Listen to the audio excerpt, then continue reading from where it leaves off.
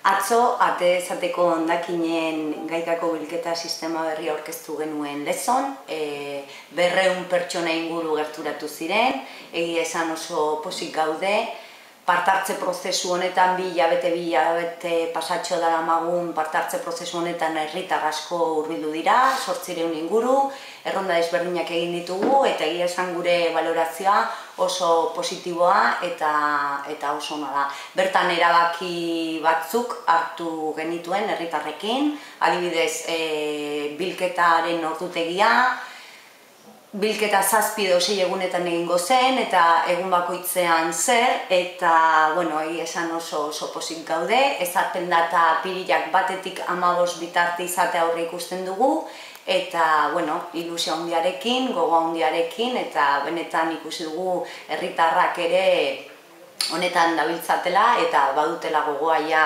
sistema berri honekin hasteko.